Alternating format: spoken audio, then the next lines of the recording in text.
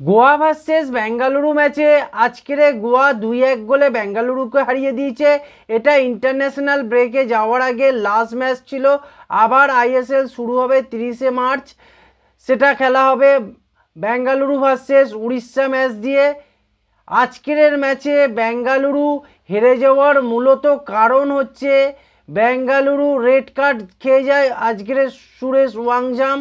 এই রেড কার্ডটা একটা বিরাট রোল প্লে করে এবং যেই সময় রেড কার্ডটা খেয়েছে সুরেশ ওয়াংজাম সেটা এক কথায় সেকেন্ড হাফের একদম শুরুর দিকে, এবং পুরো সেকেন্ড হাফটাই বলতে গেলে বেঙ্গালুরুকে 10 জন নিয়ে খেলতে হয়। এবং অন্যদিকে গোয়ার হয়ে আজকের অত্যন্ত ভালো ফুটবল খেলেছে বরিশ সিং। আজকের খেলাটা শুরু হয় ঠিক এভাবে না, বেঙ্গালুরু সেকেন্ড মিনিটে যে লিডটা পায় সেটা হচ্ছে সিবাল্ডোর একটা ব্রিলিয়েন্ট ফিনিশ থেকে, এবং আজকের ধীরাজ আজকের মোটেই ভালো গোলকিপিং করেনি। ফার্স্ট গোলটার ক্ষেত্রে সিবাল্ডো গুড ফিনিশ করে দেয় এবং ধীরাজের একদম ন্যারো পেস থেকে গলিয়ে দিয়ে বলটা গোল করে দেয় এবং গড়িয়ে গড়িয়ে গিয়ে বলটা জালে ঢোকে। এবং আরও বেশ কিছু জায়গায় আজকের ধীরাজকে খুব খারাপ লেগেছে যে বরিশ সিং এই ম্যাচে দুর্দান্ত ফুটবল খেলেছে এবং বরিশ সিং একখানা যেমন অ্যাসিস্ট করেছে, একখানা গোল করেছে। এবং ওডিউ জাওয়ালা যেই গোলটা হয়েছে একটা ডিফ্লেকশানে হয়, সেটা কিন্তু বরিশ সিংয়েরই অ্যাসিস্ট হিসাবে ধরা হবে, কেননা বরিশ সিং বলটাকে হিট করেছিল একটা গ্যাজামেজির মধ্যে গিয়ে ডিফ্লেকশান হয়ে বলটা গোলে জড়িয়ে যায়, তাই এটা একটা গোল হয়ে যায়। গোয়ার কাছে একটা পড়ে পাওয়া 16 আনার মতো একটা গোল পেয়ে যায় গোয়া। আজকের অনেক দিন বাদে সুরেশকে দেখে আমার খুব ভাল লাগছিল।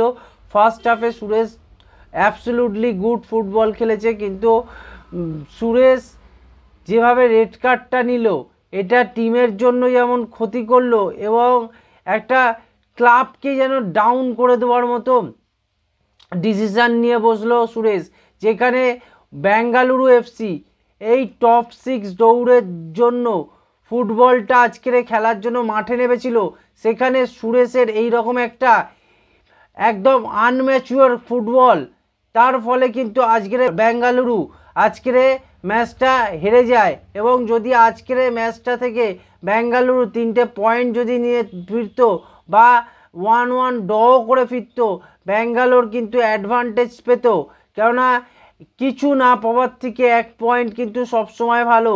আর সবচেয়ে বড় কথা হচ্ছে অন্যান্য টিমের থেকে বেঙ্গালুরুর পয়েন্টটাও কিন্তু বেড়ে থাকতো, 1 পয়েন্ট হোক 3 পয়েন্ট হোক, সেই জায়গায় কিন্তু বেঙ্গালুরু আজকের বিরাট একটা লুজ করলো। বেঙ্গালুরুর উচিত ছিল বিশেষ করে সুরেশের আজকের বোঝা উচিত ছিল এটা গোয়ার সঙ্গে ম্যাচ আছে, এটা কোনো ছোটোখাটো টিমের সাথে নয় যে কিনা টপ 4-এর মধ্যে রয়েছে, তাই এই ম্যাচটা অনেক ঠান্ডাভাবে খেলা উচিত ছিল। এর ফলে বেঙ্গালুরু যখন 10 জন হয়ে যায় তখনই বোঝা যাচ্ছিল যে আর বেঙ্গালুরুর পক্ষে গোয়াকে থামানো সম্ভব নয়, কিন্তু তাও বেঙ্গালুরুর ডিফেন্ডাররা খুবই ভালো ডিফেন্সিভ সেফটাকে রেখে 10 জন মিলে ডিফেন্স করতে থাকে। আজকের গোয়া যেমন 550 খানা পাস খেলেছে, 69% বল রেখেছে, সেটা ছিল এই গেমের জন্য একটা খুবই ভালো বিষয়, যে কেননা গোয়া আজকের বল লুজ করছিল না, সব সময় নিজেদের পায়ে বল রেখে খেলার চেষ্টা করছিল। এটাই হওয়া উচিত। যখন 10 জন প্লেয়ার হয়ে গেছে বেঙ্গালুরুর, তখন কিন্তু গোয়া সঠিক ডিসিশান নিয়েছে, তারা সব সময় নিজের পায়ে বল রেখে খেলার চেষ্টা করেছে। এর ফলে বারবার অ্যাটাকিং জোনে গিয়ে পেনিট্রেট করেছে এবং এর ফলে অনেক বেশি চান্সেস ওপেন হওয়ার চান্স ছিল এবং সেগুলো হয়েও ছিল। কিন্তু বেঙ্গালুরুর যেটা মেন প্রবলেম হয়ে গেছিলো, বেঙ্গালুরুর ওই 10 জনের ফলেই বেঙ্গালুরু আমার মতে এই ম্যাচটা হেরেছে। যদি বেঙ্গালুরু 11 নম্বর প্লেয়ারটাকে মাঠে নিয়ে খেলতে পারতো সেকেন্ড হাফটা, আমার মনে হয় বেঙ্গালুরু ম্যাচটা জিতেও যেতে পারতো, কেননা বেঙ্গালুরুর ওই যে 10 জন হয়ে যাওয়ার ফলে বেঙ্গালুরু আর সেইভাবে অ্যাটাকই উঠতে পারেনি, না উইং প্লে হয়েছে, না মিডফিল্ড কম্প্যাক্ট লেগেছে, কোনো জায়গা নয়, শুধু ডিফেন্স। আপনি জানবেন ফুটবলে ডিফেন্স সব সময় চলে না, ডিফেন্সের সঙ্গে অ্যাটাকিং ফুটবল খেলতে হয় এবং attack is the best defence ফুটবলের সবচেয়ে বড় কথা। তুমি যখনই অপোনেন্টের বক্সে গিয়ে গোল করার জন্য ঝাঁপাবে তখনই কিন্তু অপোনেন্ট টিম ডিফেন্সিভ হবে এবং তখনই কিন্তু তোমার গোল করার সবচেয়ে বেশি চান্স থাকবে। কিন্তু এই ম্যাচে বেঙ্গালুরুর সেকেন্ড হাফটা টোটালি ডিফেন্সিভ মুডে চলে যাওয়ার ফলে গোয়ার প্লেয়াররা অনেক বেশি হাই প্রেস করেছে। বারবার গোয়া তাদের ডিফেন্সিভ লাইনটাকে যতটা পেরেছে ওপরে নিয়ে চলে এসেছে। একটা সময় তো মাঠে এসে ওদের ডিফেন্ডাররা খেলছিল, তার ফলে বেশি অ্যাটাকই করে যাচ্ছিল গোয়া। এর ফলে গোয়া ম্যাচটা থেকে ঠিক একটা গোল করে দেয় বরিস এবং এর ফলে গোয়া এই ম্যাচ থেকে 3 পয়েন্ট নিয়েই ফেরে, যেটা গোয়ার মূল লক্ষ্য ছিল সেটা কিন্তু আজকের গোয়া করতে সক্ষম হয়েছে। এবং নোয়া সাদুই ডিফেন্সিভ জোনে থাকা, অপোনেন্টের ডিফেন্সিভ জোনে থাকার জন্য বারবার অপোনেন্ট ডিফেন্ডাররা প্রেসারে থাকছিল এবং সেই জন্য ডিফেন্সিভ সেভটা বেঙ্গালুর একদম বক্সের ভেতরে রেখেছিল। কখনোই হাই লাইন ডিফেন্স হতে পারেনি ব্যাঙ্গালোর, এই জন্যই ব্যাঙ্গালোরের অ্যাটাকও ভালো হয়নি। এই জন্য ব্যাঙ্গালোরের না অ্যাটাক হওয়ার জন্য তার মূলত কারণ হচ্ছে নোয়া সাদুইয়ের মতো একটা ভালো মানের একটা স্ট্রাইকিং জোনে প্লেয়ার থাকার জন্য। ব্যাঙ্গালুরুর হয়ে সিবাল্ডো এই ম্যাচে সবচেয়ে ফাস্টেস্ট গোলটা করে বসলো, যেটা আগে ছিল সুরেশ ওয়াংজামের, কিন্তু আজকের সুরেশের পাস থেকে সিবাল্ডো সেই রেকর্ডটা, সুরেশের রেকর্ডটা নিজের নামে করে নিল।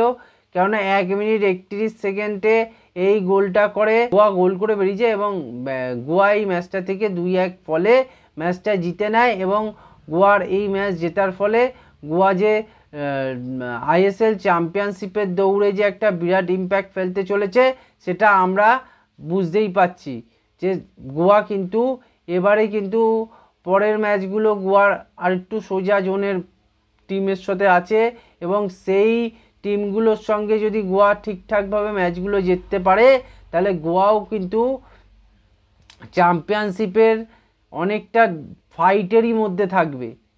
গোয়া অনেকগুলো ম্যাচ লুজ করেছে পয়েন্ট, সেটা ঠিক আছে, কিন্তু গোয়া যদি বাদবাকি ম্যাচগুলোও জেতে তাও কিন্তু গোয়া টপ 4-এ তো থাকবেই, ইভেন টপ 2 কি 1-এর জন্যও চেষ্টা করতে পারে যদি অন্যান্য টিমরা বাজে খেলে, মুম্বাই, মোহনবাগান। তো গোয়ার ক্ষেত্রে এখনও যে চান্স শেষ হয়ে গেছে এই আইএসএলটা জেতার স্বপ্ন যে একবারে শেষ সেটা আমি এখনই বলবো না।